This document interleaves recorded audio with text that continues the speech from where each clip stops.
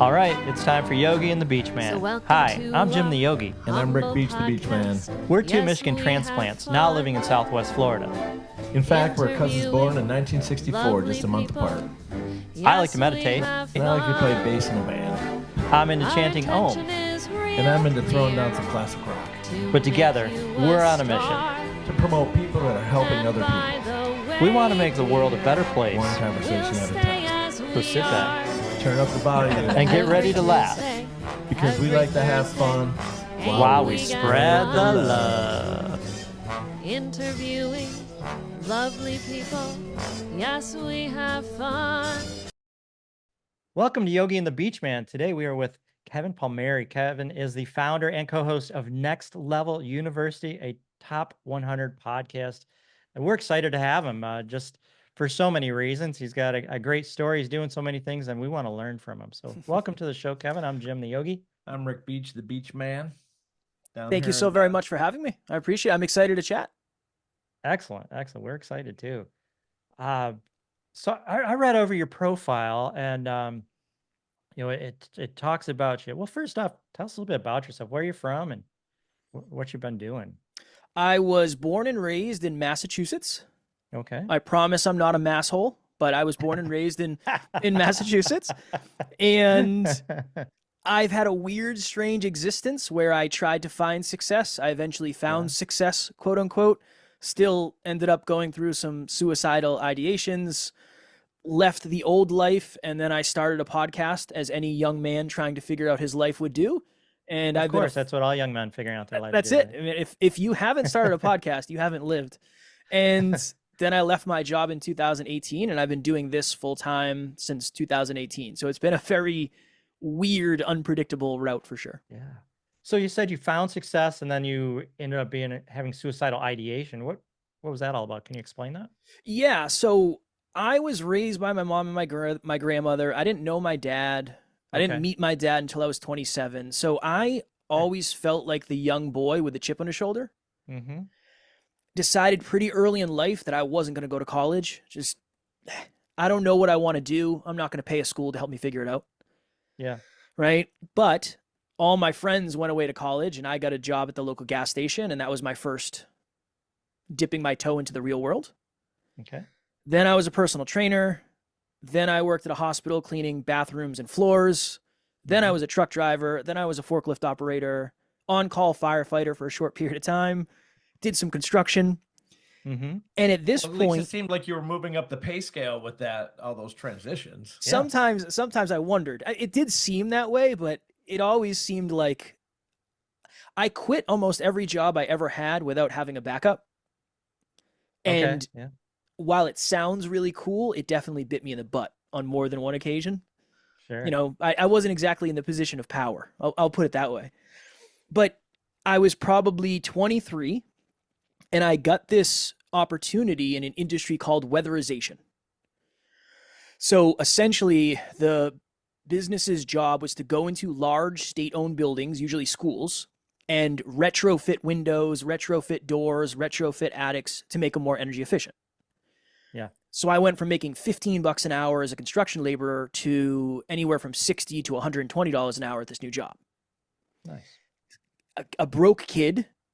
Mm-hmm. Grew up this way. I assumed this is awesome. I'm going to be successful finally. Everything I did up to here, as reckless as it may have been, has paid off. This is all amazing. Yeah. So I did that job for the next couple of years. And when I was 25, I had this great job. My girlfriend was a model. I had a sports car.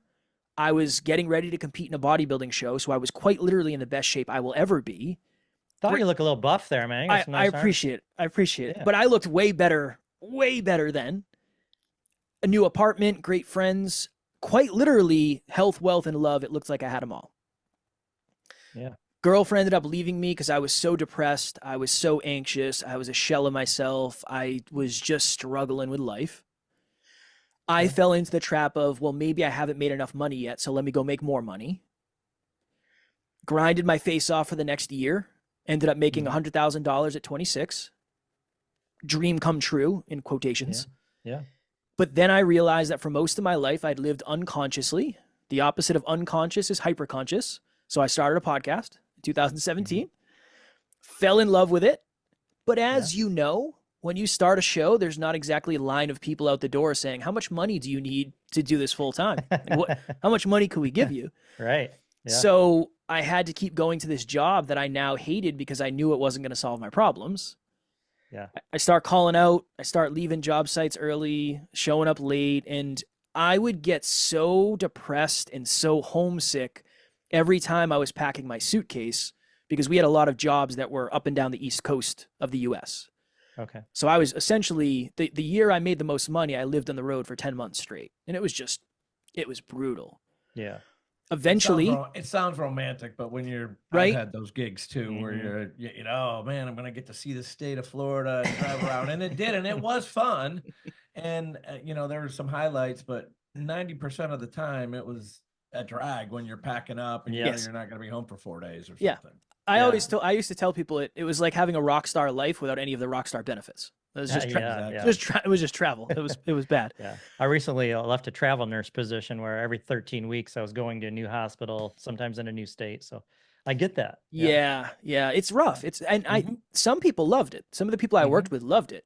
I don't really think they liked their families that much. So if they were happy to be away, and some of them were not the most trustworthy spouses in the world. So they also liked being away, but no judgment on them. Yeah. Eventually, it just got to me. And I woke up in a hotel room in New Jersey, 6 hours away from where I lived. Alarm clock went off, sat up, slid to the edge of the bed, lacing up my work boots.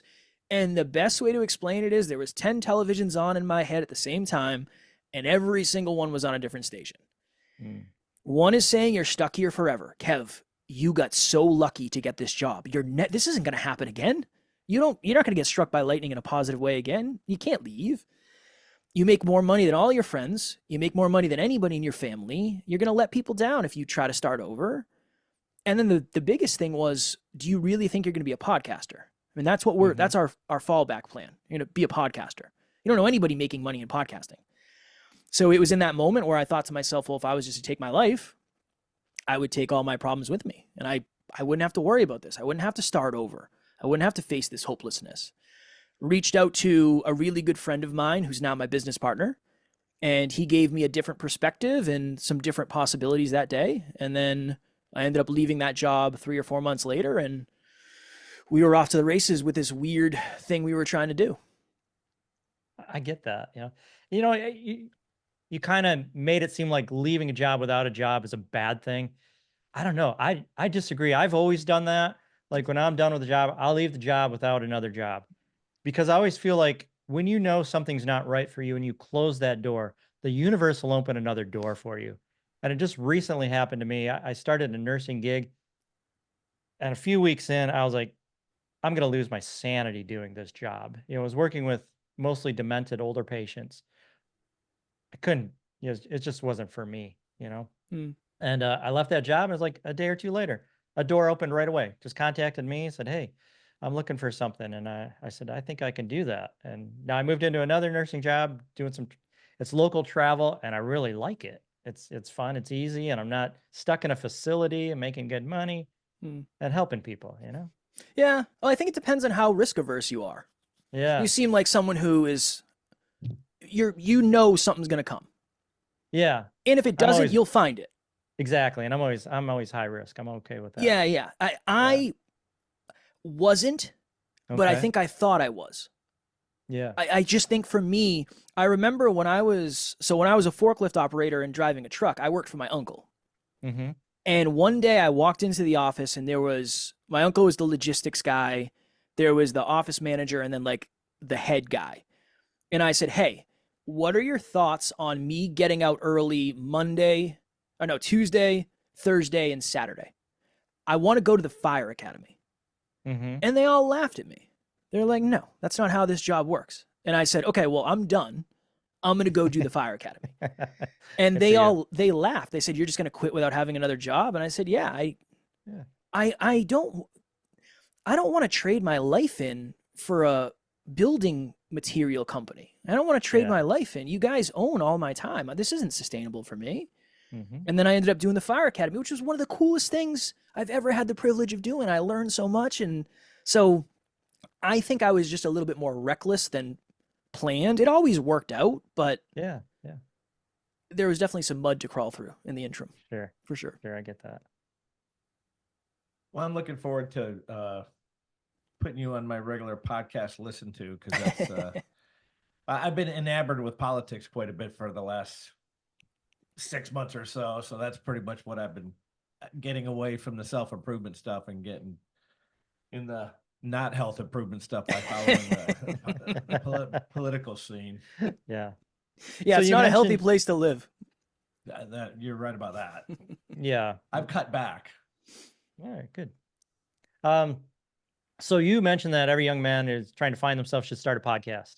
We're old guys that started a podcast, but I feel that the same thing applies. I mean, I don't know about you, Rick, but I know we started this in May, and I feel like I've learned so much about myself. And before I started podcasting, I always felt like I had all this stuff I wanted to say to the world. And then I realized, you know what? Oh, that's a bunch of BS and just garbage. And then we kind of transitioned our podcast into what it is now.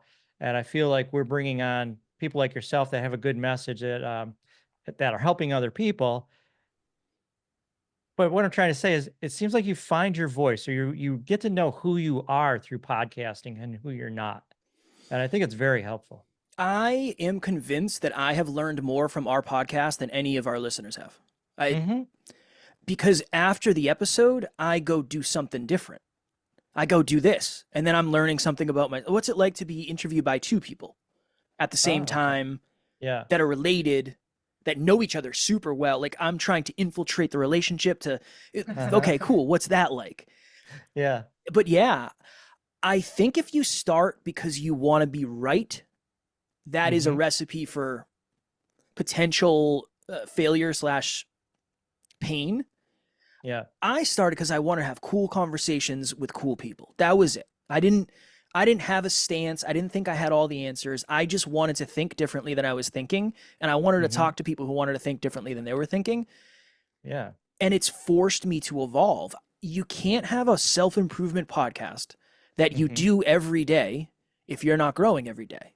So I've backed myself into this corner of, I have to improve every day for the rest of my life if I actually want to add value in the way that I say I do. So I think it's really good from an internal perspective. Will you do 100 episodes, 200, 500? I don't know. It depends. But for the length of time you do it, you will learn a ton about yourself for sure. Yeah, I agree. How many episodes have you done, Kevin? 1,896 as of today, and then I have another podcast about podcasts that I've done 126 on. Wow, that's incredible. How many years have you been doing this? 2017 March of 2017 I recorded my first episode. Okay. So over 7 years. So how long did it take? I didn't expect this conversation to go this way, but it's pretty cool. But how long did it take you to gain traction to where you were not, and I don't want to say where you were making it pay for itself, but before you realized, hey, this is not going to be a 1 and done or 10 and done or 20 and done, because we're on probably 40 or 50 41 right now, somewhere in that ballpark. Yeah. And that's one question. And another question, not really a question, what you said before, how much you learn from other people. I said this to our last guest, Chris, who we've had on for the third time, and we just enjoyed talking to her, and she's a hypnotherapist, and I was telling her that, I mean, I've really realized how kind of messed up I am just by talking to people like you or her or these doctors or these therapists or whatever. And it really truly is like having a therapist, like stuff I'm going to learn from you today, stuff I learned from Chris. You guys talked about 4-7-8 breathing. I had no idea. Chris says, we're going to do before I came on with you guys, I did some 4-7-8 breath work. And I'm like, I'm not from that world. Jim is, because he was a yoga guy for so long, but I'm not. And so they mentioned what 4-7-8 was. So a couple of days ago, well, the very next day I looked it up, and I've been doing that every day. And but yeah, I get so much more out of it. And sometimes I don't feel like coming over to Jim's house. Yeah, I yeah. live like a whole 6 minutes away. You know?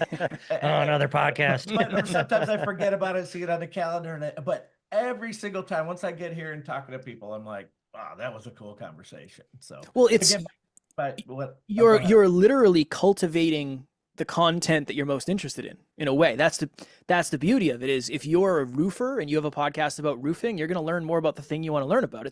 That's what makes it so wonderful. Yeah. This is the thing that at times I'm scared to share, because I don't want it to come off as arrogant or anything like that. When I started, I didn't know what the heck I was doing, and it was just a hobby. Yeah. When I left my job and I partnered up with my business partner, we said we are going to make this the most successful podcast on the planet in the self-improvement space. And from there, we were off to the races. So we've been doing daily episodes every day for the last 3.5 years. We will never miss. It's not an option. It's not allowed. It's not who we are.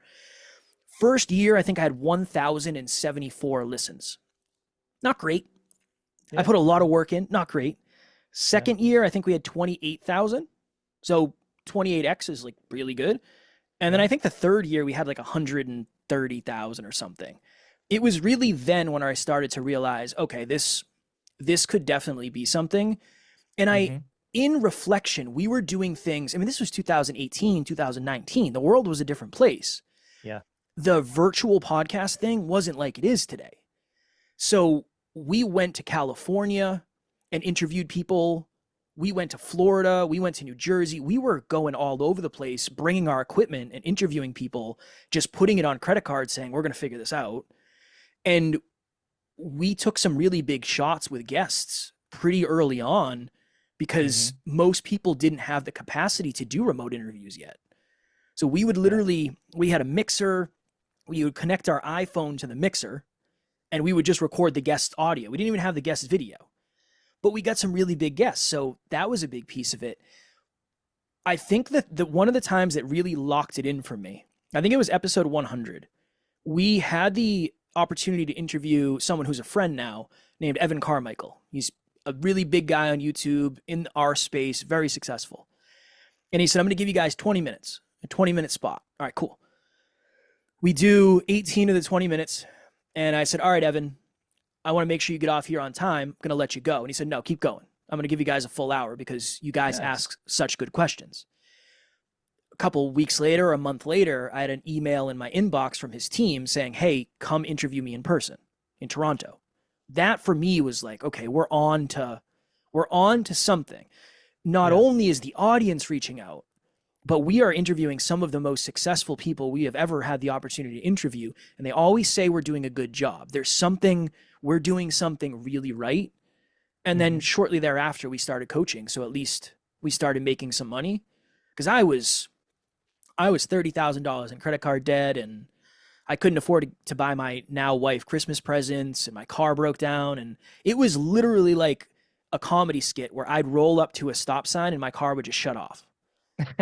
Sometimes it would turn right back on, but other times it was touch and go there for a time. And then I got sent to collections because I couldn't pay my car insurance. It was brutal.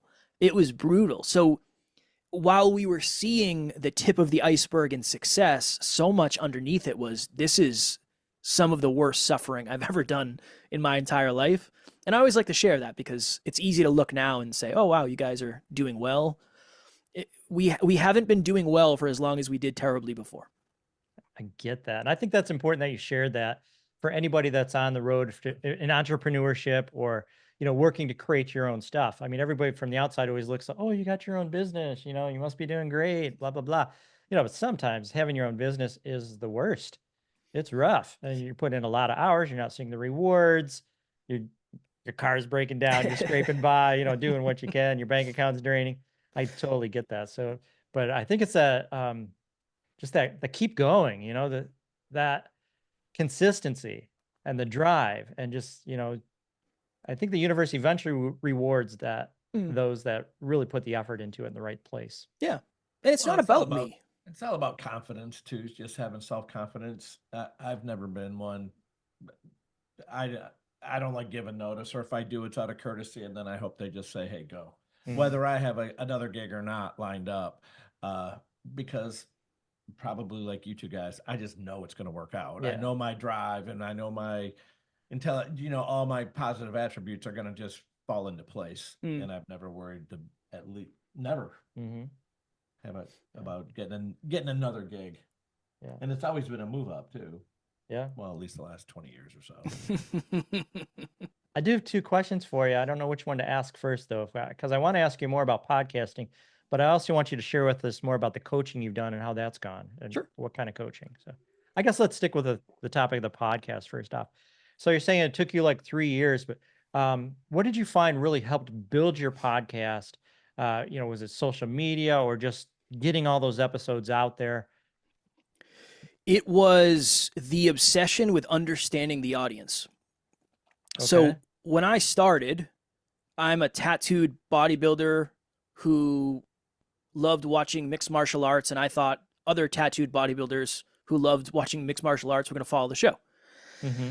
Well, when we started to post consistent high quality content and people would share it on social media and they would tag us, it was always women. And I remember thinking, I don't understand. Like, what's going on here? That's not the content that I think I'm making. I thought we were making content for bodybuilders like us.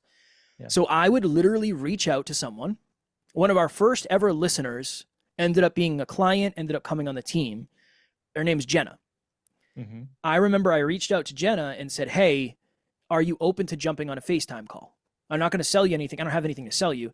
I just want to get to know you and figure out what you're going through in life. And she said, yeah, sure.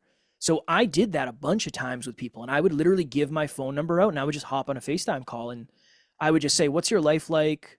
Can you tell me a little bit about what you've gone through in order to get to where you are? What do you aspire for? What are your biggest struggles? What are your biggest successes? And we would just make lists. And that became the thing is, okay, cool. Today, we're going to help Jenna solve some of her problems.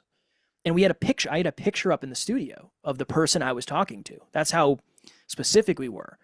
That's something we've always been hyper focused on. We've always known that this podcast is about solving a problem in a certain way for a certain person. And I think we've just really drilled down into that over and over and over again. So that's a really big piece of it. The consistency is obviously a big piece of it. There's 2 of us.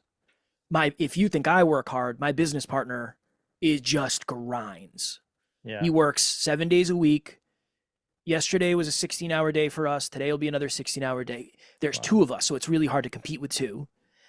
And we have a really good relationship where I don't want to be right. I want us to do what's right for the business. I don't have to be right. I say a lot of dumb stuff. I don't know what I'm talking about a lot of the time. Just like sometimes he says some dumb stuff, and we do what we call drive to 5. If he's at a 10 and I'm at a 0, it's our job to drive to 5 together and find the optimal choice. That's one of the reasons we've been successful too, is because we have the math brain genius engineer. Not me. That's the other guy, just FYI. And then we have the emotionally driven person who understands what it's like to be human.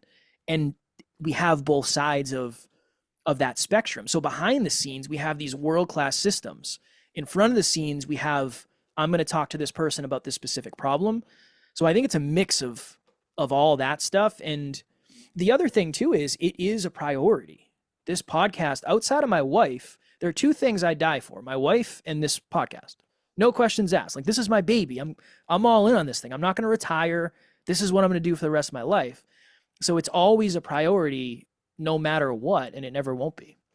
I love that. Appreciate it. Yeah, that's awesome. Any thoughts there? No, I'm just kind of processing it because it's kind of exciting to just hear you talk through that. I appreciate it. We had you said it took you about a year to hit 1,000 downloads. And I'm just thinking process. Jim works really hard at it. And I think we had 1,000 in about 90 days. Yeah, you guys are ahead of the curve. Which I didn't really realize that was such a milestone. I since have, and I like when he updates me with that stuff. But I really, you're getting me to commit to realize that I need to commit more and help Jim out on the marketing side, and because I have a day. I mean, I still work and I do outside sales, but I do talk to a lot of people, and I'm just thinking that through so many opportunities I have to help market this and pass on those situations because I'm on my other gig. Yeah. Well, I'm glad I can raise that. I'm glad I can raise that. Me too, Kevin. Yeah. I'm helping you out. Put me to work because it's not like even if it that would just be something you could do passively, right? If you got active. Well, that's the thing, right? We've been talking about this every day for the last 8 years, right? I don't know. I understandably, a lot of people are afraid of judgment when it comes to certain things. I've always thought this was cool as heck. I've always thought that I'm doing something different, and I know it seems weird. And I was judged a lot in the beginning, but it's switched now. When I go to weddings and people I've never met, they say, "What do you do?" It's always fun. It's like, "Oh, I'm a podcaster." And they're like, "Wait, what?" Yeah, I'm a full-time podcaster. And then they say, "How do you make money?" And then it becomes this beautiful. Always the first question. Always. Can you make money? Do you make money? Always. Yeah. No, I fell into money. I come from a wealthy family. I just do this for fun on the side. But it's kind of switched where the people who made fun of us in the beginning are now the people who are saying, "How did you guys do that?" And that's cool. That's cool. Not from a place of ego, but a little bit. I think there's a little bit of that, like, well, we told you, you just didn't believe us. Well, and like you said, you started with a small mixing board and an iPhone. It's kind of a low cost of entry. Yeah. Jim and I aren't 25-year-old guys. We had MacBooks and we had lights, and I play in a band, so I had some microphones and cables. We had all that stuff that you normally have to spend several $100s on. We already owned it. We did buy a cool Roadcaster, but so it is a little easier now than when you're at 23. So we did get a little bit of a jump start on this, but it still is exciting I'm really excited that we're so far ahead. That it took you a year. But what you said, 8 years ago when you started, it wasn't like it is today. Right. No, it was different. 15 different podcasting platforms, and Joe Rogan, obviously, and Adam Carolla, those guys pioneered all this. And so it is a totally different world, but everybody's listening to podcasts now. I mean, that's where most folks get their news and real news. They're unfiltered stuff. And it's only going to continue to grow. But you got me pumped up. Oh, that makes me happy. This is what I've noticed. So the pandemic made a lot of people realize they had more time. Well, they had time at home, so a lot of people started podcasts. The barrier to entry has gone down a ton, but the failure rate has increased a ton. Yeah. Right. I had a conversation with one of my friends recently. He's a high level real estate agent. And I'm pretty sure the average real estate agent does 0.5 deals a year. The average person just has their real estate license. They don't do anything with it. So essentially they pay to get their license, they take the test, and they never use it again. I think podcasting is very similar, where most people, I think the stat now is most people don't make it past 3 episodes. Yeah, I think I read 7, and that most people never even get to 31 downloads. Because this part's awesome. Yeah. But when I leave, and then you're mixing the audio and you're editing the video and you're making social media and you're doing the blog. Yes. That's where a lot of people are like, oh, wait, there's more to do after. Yeah, there's a lot to do. But now there's technology. That's why I tried to explain to this guy early on. He shows up, has his hour talk, and he's out the door. I'm like, all right. And at first we were just doing audio. I'm like, I'm already doing enough just with the audio. He's like, we really need to do video. I'm like, well, all right, in all fine. honesty, I mean, I'm in the solar industry here, and we have these hurricanes, and then stuff gets wrecked, and I have a real job. And in all fairness, you weren't really doing anything else at that point. Yeah, at that point, yeah. So I did. I'm going to take on a little more. Well, now you got it. You said it publicly. Yeah. Well, and that really is. I heard a guy on a YouTube short the other day. Hey, if you're going to be. If you promise your buddy you're going to be at the gym and meet him at 5 a.m., chances are you're going to meet him at 5 a.m. at the gym because you made a commitment to someone. Yeah. If I say, hey, man, I'm going to get up and go to the gym at 5 a.m., my inner bitch is going to come out at 4:30, and I'm going to go back to sleep till 7, when I 6:30 when I normally get up. So it's about that and I've always found that's with me too. I mean, if I make a commitment, I'm going to do my best to stick to it. Yeah. So We did that for an episode yesterday. We literally, it's very appropriate. We did an episode on you'll do far more for others than you'll do for yourself. And that is just a fact. That's the other Human thing nature. too. With two of us, there's always one of us waiting for the other one. It's always, last night we recorded until 8:30. And when Alan came into we use StreamYard, I had music blaring and I was dancing and I was like, dude, I know you're dragging.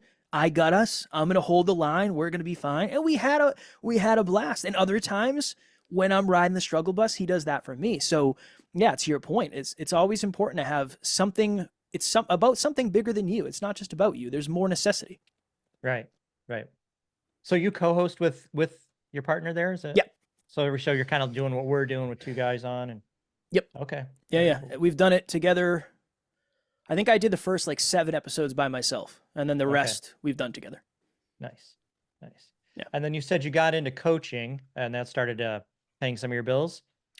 Very little bills in the beginning, but it paid some of them. It covered some of the stuff.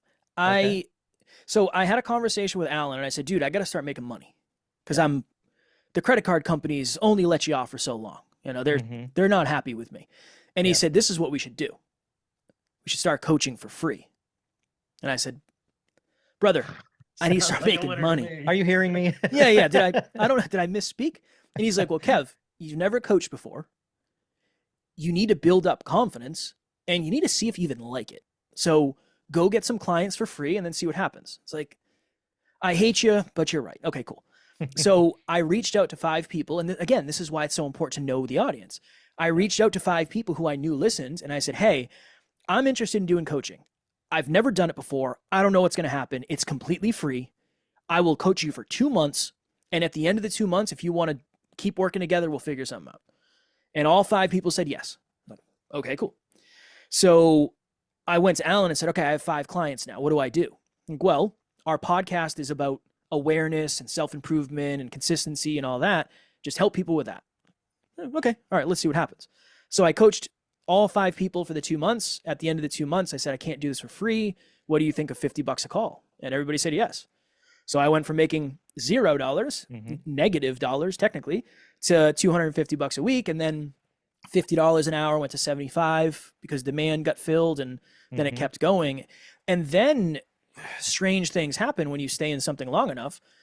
I think we were 300 episodes in, and one of my mentors reached out to me and said, hey, one of my friends wants to start a podcast. He's the CEO of a financial firm. He doesn't have the time to do anything. He wants somebody who's going to produce it. And I was like, I don't know why you're asking me. I don't know what I'm doing. But at this point, I had edited all of our episodes, audio, video, teaser clips, all that stuff.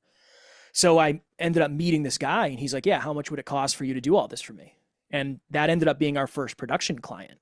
So that became a pretty large piece of our business as well later on. So then I started coaching podcasters and listeners.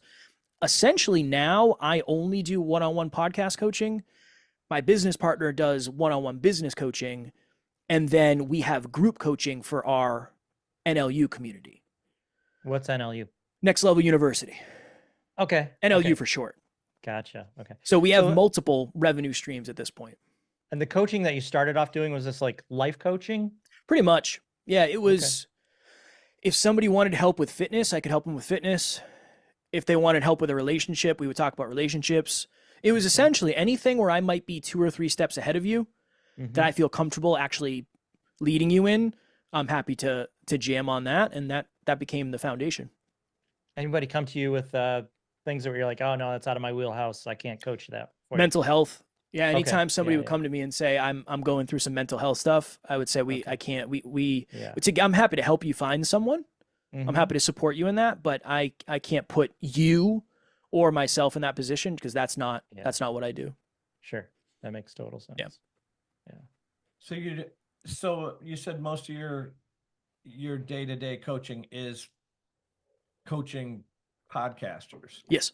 So literally guys like us. Yep.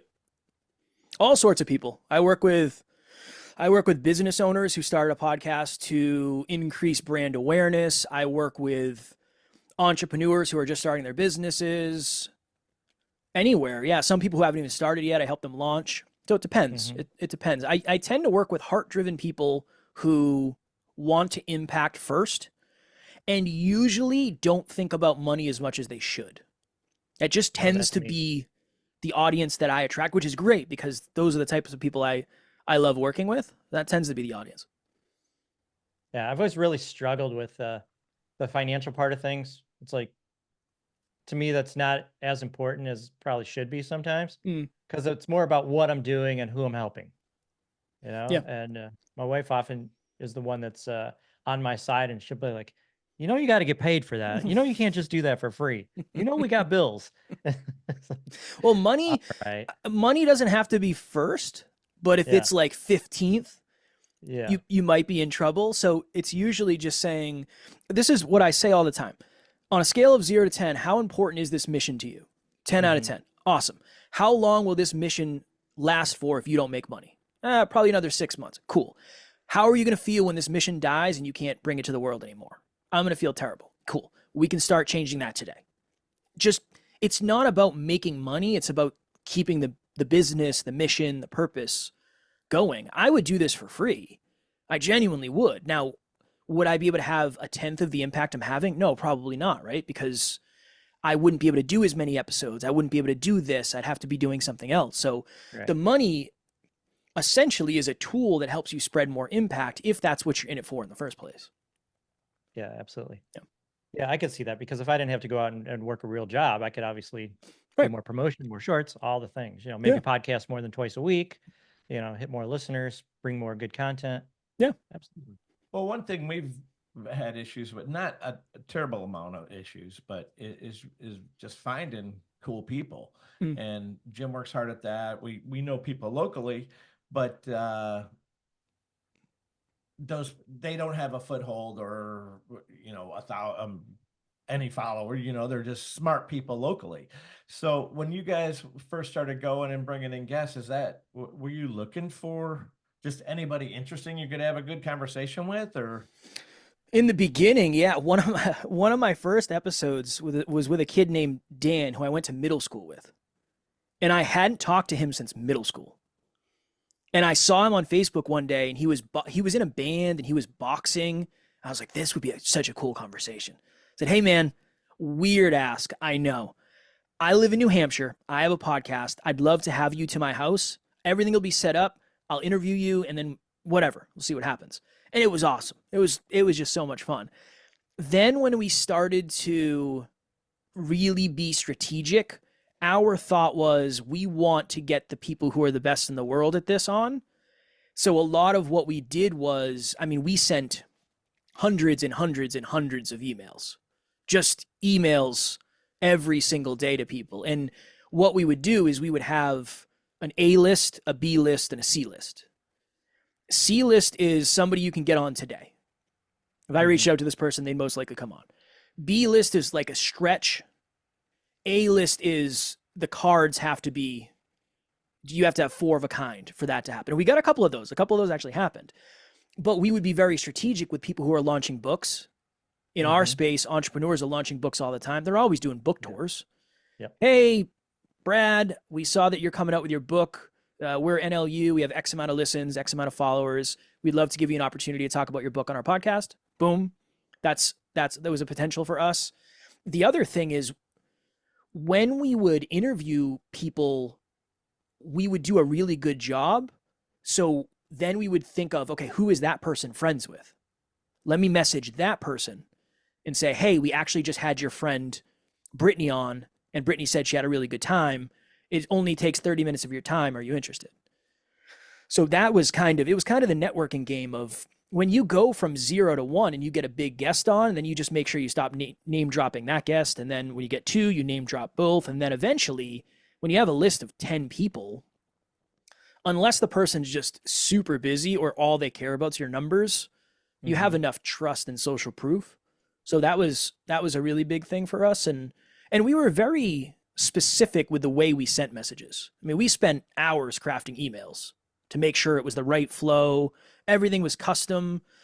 There was a time where we would literally figure out, okay, who are the 5 people that we want to reach for today? And we would sit in our studio and we would record custom videos to them. And I remember we sent a video to Brendan Burchard, and it was just like, hey, Brendan, Alan and I have both been touched by your work. We love high performance habits. We've attended 2 of your events. We would love to further your message on our podcast to our audience. Is that something you might be interested in? It'll only take a half hour of your time, totally virtual. I don't think he ever got back, unfortunately. The message was good, though. That's a great idea. I love that. Like custom video message. It's very unsustainable. A lot of what we've done is highly unsustainable, but but you're out there, you're doing it. That's what I'm saying. Yeah, that's what I'm saying. You could copy and paste 1,500 emails. I think you're probably going to have better luck if you send them personally. I really do. Sure. That makes sense. Yeah, I'm not a big fan of just shotgunning out there. Right. I really like a targeted approach in my business life, and now looking forward at how I'm going to help out Jim Moore marketing this and making it work better. Look, he said it twice, Jim. Now you're good. Said it publicly twice. We're in. I'm not from Missouri, but I always figure I kind of have that mentality where it's like I'm from the show me state. Well, just recently, I am a social media ghost, or was until last week. And then through my job, I realized that I'm really losing out on some great marketing locally. And so I asked my boss at a meeting, I said, hey, I would really like to take a social media marketing class, get back and kind of learn this from square one. Because I seriously hadn't had a Facebook post since like before you started your podcast. So then another guy chimes in, hey, I'm really good at this. Anyway, just 2 days ago on Wednesday, we had our first social media marketing class. And now in the last 48 hours, I really think that I've gained my Facebook knowledge has gained, about 1,000%. And Nice. now I realize, and then talking to you on just how important all that thing and the networking aspect of it. Yeah. When you talk to this guy, and I should know that anyway, because that's really how I do everything else as far as my own personal marketing and how I do. It's all sales. How I work my area here. But it's even more so. Well, it's the resume.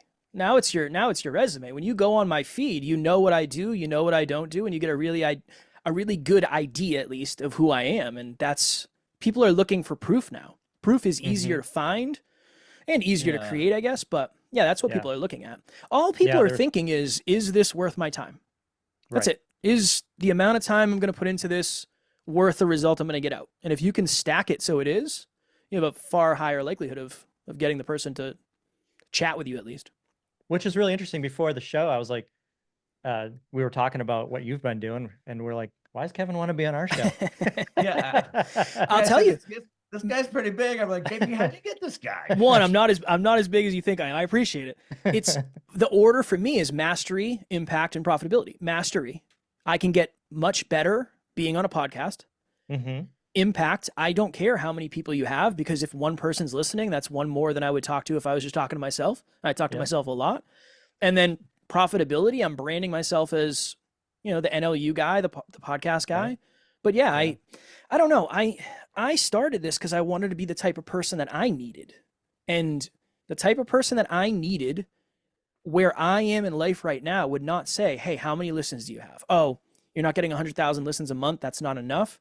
Will I have to do that eventually? I'm sure I'll have to in some way. But I am also very attached to doing stuff that doesn't make sense. I think I always will be. I coach people for free in my DMs all the time. I just want to help. And if I ever lose sight of that, then that means I've lost my way. And I think this would be empty without that. I really do. You're a good guy, Kevin. I appreciate that very much. Yeah. And there's, whether it's always givers get. The more you give, the more, whether it's tithing at church or just volunteering here or giving the homeless guy $50 at the gas station. I think all that stuff comes back in space. I agree. And I have more to give. That's the thing. I haven't given all I can give yet. When I have bad days, I'm probably less giving. I have less to pour from. But on the days where I'm on fire, I'm just out here trying to do it. Like, I will message as many, DM me. I'm shooting audios. I'm shooting video messages. The best. I love those days. And then I get to the end, and there's it goes in two directions. One, it doesn't look like I did anything because I only had 4 calls on my calendar, and 4 calls is a slow day. But I made so many connections and I moved so many needles and I built so much momentum and I built so many relationships. Most of that won't pay off for years, maybe, ever, maybe. But when it does, it's always cool.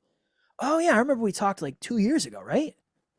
What's up? What's new? What's changed? It's always that cool moment of reconnection. And Yes. no, it's a good feeling. I just got chills because that is a good feeling. I owned a yoga studio for, I don't know, about 10 years. And the yoga, you know, was all good. It was helping people. People were getting healthier, people living better lives. But I didn't realize at first how important the connections that I was creating in our city and in our town, you know, and just in the local community. It was bringing people together and making all these different connections for healthier lives. And it wasn't just what I was doing, it was what all these other people were getting exposed to and what they were doing, what their other people were bringing in. And I mean, those were life-changing things for people for decades or more. And yeah, maybe I didn't get anything out of it, but it helps so many people. It just feels good to me, you know? And That's people would come real up to me. impact. Yeah. I think That is people getting lose out of it. Yeah, that's Yeah. what people lose sight of that. It's like, well, I only had 100 people listen. Well, if those 100 people told one person, you helped 200 people, not 100. And so much of the impact that anybody, whether you're watching or listening, so much of the impact you're having on the world is just unseeable. You can't see it. But there are people talking about you at the dinner table that you don't realize. I never thought of that, Kevin. Well, hopefully positive. That's funny. Hopefully positive, right? But hopefully. But we've said that often. You're getting judged whether you know it or not, and you're probably only thinking of the negative judgment. You're not thinking of the positive judgment. Somebody saying, "Oh yeah, I came across this weird post on Facebook the other day, but it really resonated with me." It's like I would say that's positive, right? But yeah, absolutely. I was thinking, you know, even some of the times the negative stuff isn't all that bad because it gets you exposure. Yeah, there's no such thing as bad publicity, right? I don't like it. I like positive publicity. For sure, Yeah, for right. sure. Absolutely. So hit us up with like a cool success story of like something you brought from beginning to success. Oh man. My favorite one ever, there was a young lady named Amy, and this was back in the days of when I was on Snapchat a lot. She messaged me on Snapchat. She was listening to the podcast. She was somebody who was in our community. We knew her pretty well. And she said, I'm back at college and I feel like an outsider. There's so many people that look like they're having a blast. They're having fun. They're having conversations. And I don't know how to do that. Like, how do I start conversations with strangers? And I said, well, this is what we'll do. Let's go to the mall and I will help you start conversations with strangers.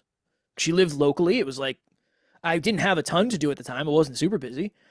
And she said, okay, cool. And then immediately I was like, damn, what have I done? This is going to suck. I don't want to do this either. I'm scared of this as much as she is. So I remember I texted Alan and I said, hey, can I lie and just tell her like I have a flat tire or something? He's like, Kev, come on, get over it. You're going to be fine. Okay. So I met her at the mall. I hugged her. Hey, Amy, nice to meet you. Also, don't ever do this again with a stranger from the internet because things could have gone horribly different here. But we went into a store that sold these big beanbag chairs. And I said, all I want you to do is walk up to the desk and ask them how much it cost. And she said, no, this is going to be weird. I said, Aim, I don't know who comes in this store. I don't know who's buying these beanbags. These people are probably bored as heck. They're going to be happy. So she goes and asks, great conversation. We go to another store, same thing. Another store, same thing. Let's up the ante. We go to the food court. How much food do you get? How many sides? How's it cooked? All that stuff. Awesome. On the escalator, we start talking to random strangers. Awesome. Mission accomplished. We're getting ready to leave that day. And I'm like, cool, this was good. Not as bad as I thought. And we're walking by this, I don't know, it's this business where you can rent these mechanical zoo animals on wheels and drive them around the mall. Have you ever seen those? Yeah, I have. And she said, if we were really brave, we would rent these and drive them around the mall. And I said, oh, no. I feel ill. We can't do this. But I have a video of us on my phone driving around the mall. Somebody who was so afraid of judgment that she was afraid to start conversations with strangers literally did something to get judgment from people. After that, she ended up going back to school later for another degree, even though she didn't feel smart enough. And she got like a 3.9 GPA on the dean's list. I think she was plenty smart. She just was working through her own stuff. She ended up coming on the team, and she was on our team and worked with us for several years. And then she ended up moving from a small town in Rhode Island to Nashville, Tennessee to chase her dreams. So that was all based on one conversation and then a ton of work for her. She did a ton of work on fear chasing and limiting beliefs and self-worth and all that stuff. And it's a completely different life. But she was willing to do the thing that scared her. She was willing to ask for help. She surrounded herself with an amazing community of humans. And then she did the work. She did the work. And it's really hard to help anybody in life if they're not willing to do the work. But that's always my favorite story, because from where she started to where she ended up and all the work she did in between is just, it's amazing. And that's a really good representation of how much potential we're probably all leaving on the table. Yeah, that's a great story. I mean, that's And it just comes down so to, well, inspiring.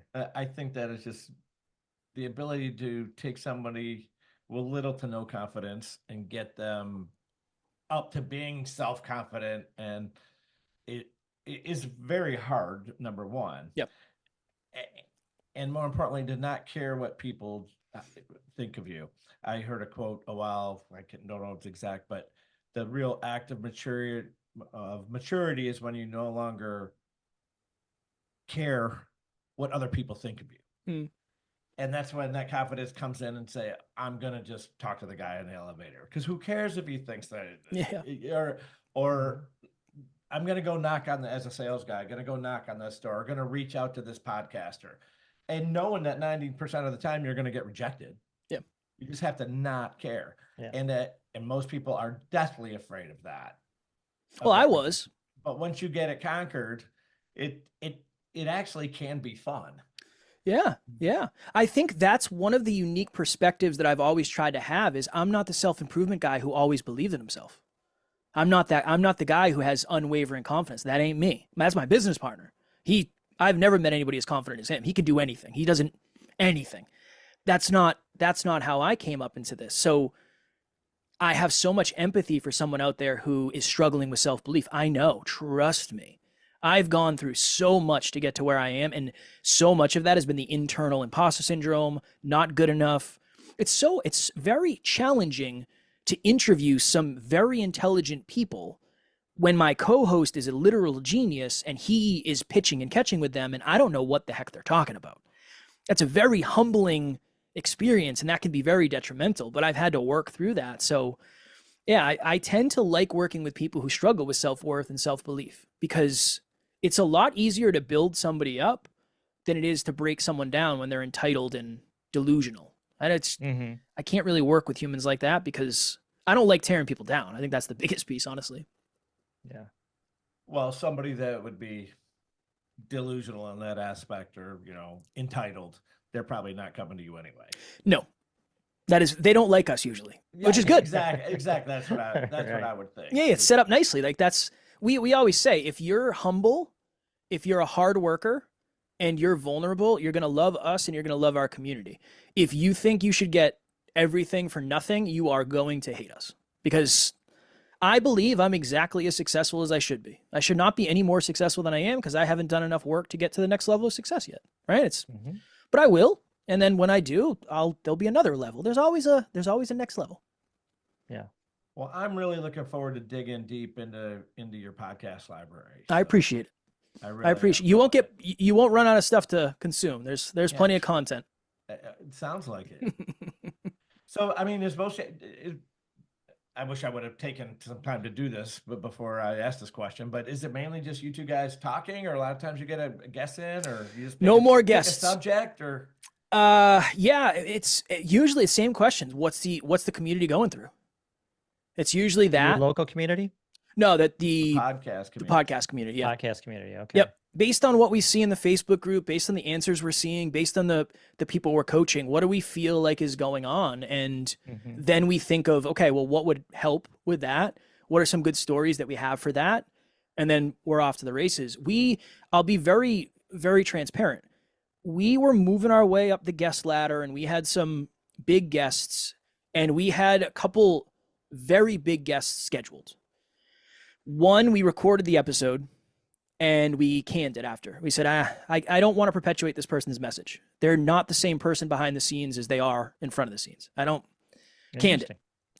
And then we had an interview scheduled with someone who has close to 2 million followers, I think, at this point. And we were probably an hour out. And I texted Alan. I said, I can't do this. I can't do this interview with this guy. It's not, I just don't believe what he's saying. It's just not, I don't think it's good for the audience. At the end of the day, it's my job as the host to make sure that this is good for the audience, right? It's not about me. It's not, that doesn't matter.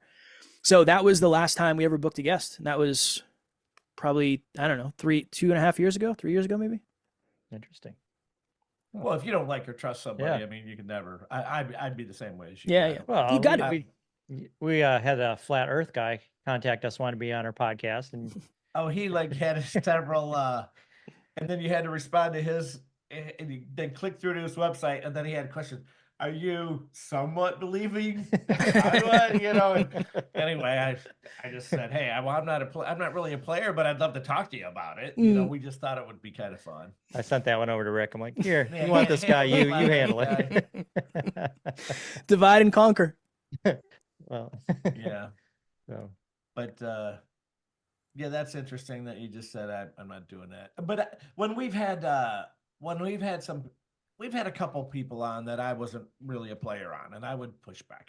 I'm the kind of guy, I'm not just gonna. Yeah. I'm not gonna let you stand on some BS. I'm gonna call you out on it. Then, you know, if you can satisfy me, great. If not, you know, I'm gonna call BS. Yeah.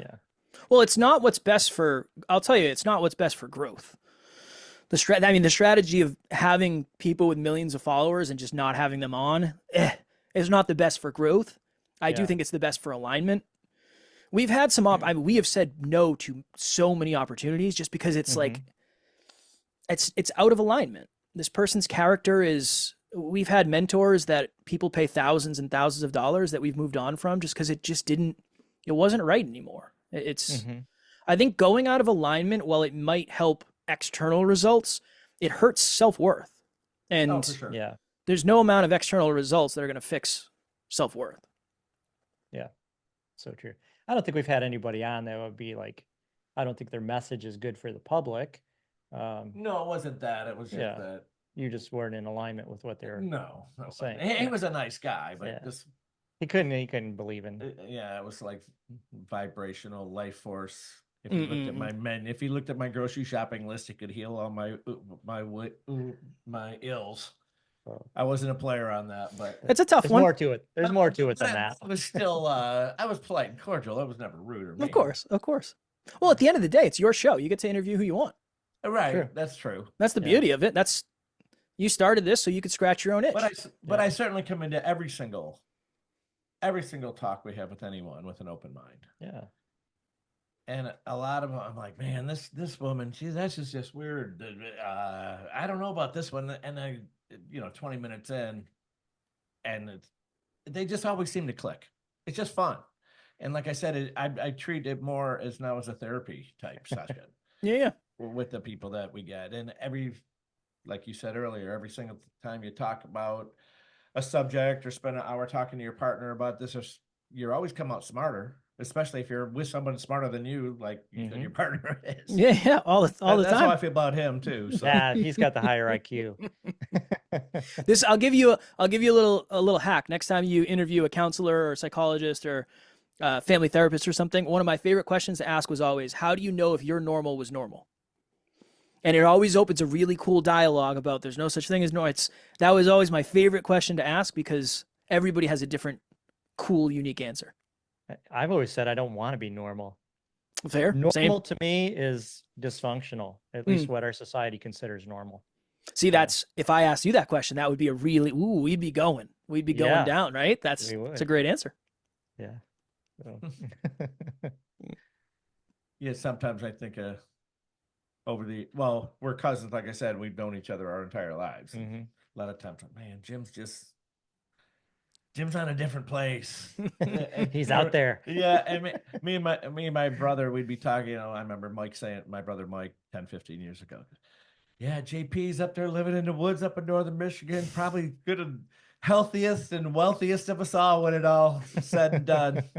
So I think he might be right. Yeah, you never know. I respect it. Life can be different. Life is different. Yeah. Like you said, it's earlier, I'm the risk taker. I'll go out and do things that, when I lived up in northern Michigan, I was making peanuts. I think when I left there, I was making $1,000 a month. And, after being there almost 3 years, and I was managing the entire retreat center, putting on huge festivals. For what?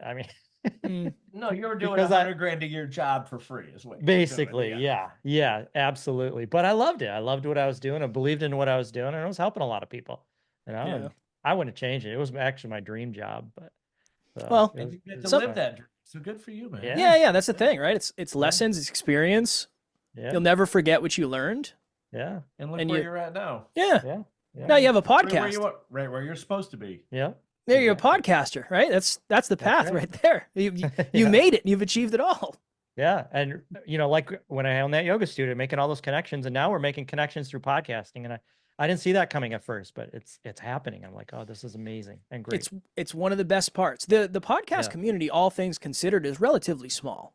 Yeah, It seems Yeah. big. People think it's super saturated. The Mhm. independent scene is pretty small, all things Yeah. considered. So when you start meeting people, dots connect pretty quickly. yeah, and like you said, you move up fast if you stay with it, because the majority of podcasters are dropping out after 7 episodes and Yep. not getting 31 downloads. So Yeah. If you can survive and improve, survival's not enough. I always say consistency is not a strategy, it's a necessity. It's like, cool, you're consistent, but that's not enough anymore. But if Yeah. you can be consistent and improve, ooh, yes. what if we did the backdrop this way? What if we did the lighting this way? What if we edited this? What new intro, new outro? I'm currently figuring out, so we're going to get new cameras. We're going to have a multi-camera shoot. I think I need new lights because they're dying. I just changed my studio. We're always trying to improve a little bit because that's the way to get really good at anything. Yeah, Yeah, I'm thinking how much cooler your background looks than our. Then my wife's piano cover. Well, when we were all the way up to like 150, we had just a black backdrop. It was terrible. It was in Alan's mom's house in his sister's old bedroom. And then we moved down to the basement. And in the winter, she wouldn't let us turn the heat on. So it was literally freezing. It was terrible. It was brutal. And then we eventually got our own studio. We rented a building in a mill, rented a room in a mill building. And it was amazing. And then it was like, everything's virtual. I'm going to drive an hour every day to the studio. What are we doing here? Right. I want to work in my pajamas. That's what I do a lot. I often have my pajama bottoms 100%. on and then a shirt. 100%. Same. Oh yeah, there's been a few times I'm just running around the house. I gotta go to the podcast. Just change my shirt. Then just bust over to JP's. I'm the same way. I usually Yeah. wear my flannel pajamas or my sweatpants or whatever, Yeah, business yeah. from the waist up.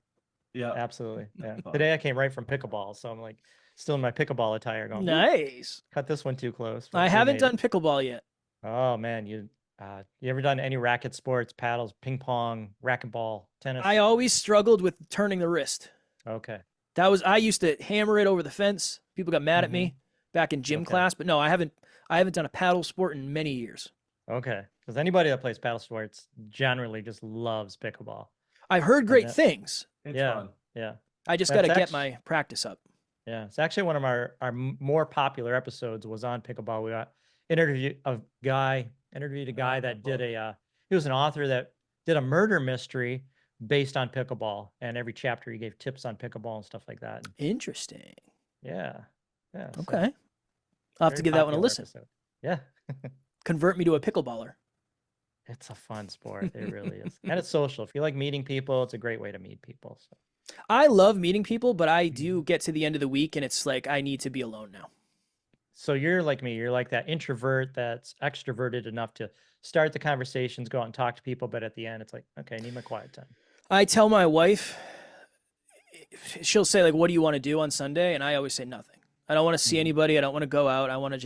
I need to just sit here. I just need to recharge. I gave it all. I gave everything I had this week. But again, that's also not sustainable because she likes to see people. So we split it. Some days we go out, some days we don't. Great. That's cool. Yeah. sounds like you have a good relationship. I'm very blessed. Yeah, very, very blessed. Well, hey man, this was Thanks, Kev. this was amazing, and I just feel honored that you came on our show. I appreciate that very much. I Yeah, very much enjoyed the conversation. You guys are doing great Us stuff in too. the world. You're both cool humans. I'm happy to come back you. anytime. I got you. I'll All hit right. you up in some comments on your videos and Absolutely. podcasts. I'll be looking for you on social media. I'm gonna be tracking you down. For sure. Very good.